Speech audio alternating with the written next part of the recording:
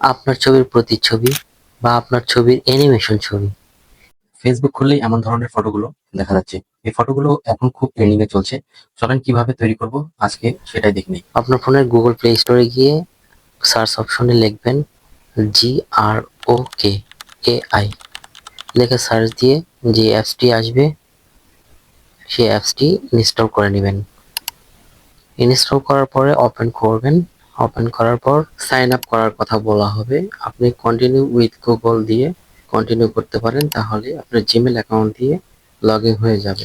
যদি কোনো কিছুর পারমিশন চায় অবশ্যই অ্যালাউ করে দিবেন। নেক্সট এই প্লাস চিহ্নর উপরে চাপ দেবেন, দিয়ে গ্যালারি থেকে আপনার যে ফটোটি আপনার প্রতিচ্ছবি করতে চান বা অ্যানিমেশন ছবি করতে চান সেটিকে সিলেক্ট করবেন এবং অ্যাড করবেন। তারপরে এনিথিং এর জায়গায় convert the image to studio গিলাপ স্টাইল লিখে সেন্ড করে দিবেন। তাহলে আপনার ইমেজটার উপরে ওরা একটা অ্যানিমেশন ছবি পাঠিয়ে দিবে। ছবিটিকে আপনার গ্যালারিতে সেভ করার জন্য ছবির উপরে টাচ করবেন এবং উপরে থ্রি ডটের উপরে চাপ দিয়ে সেভ অপশনে চাপ দিবেন।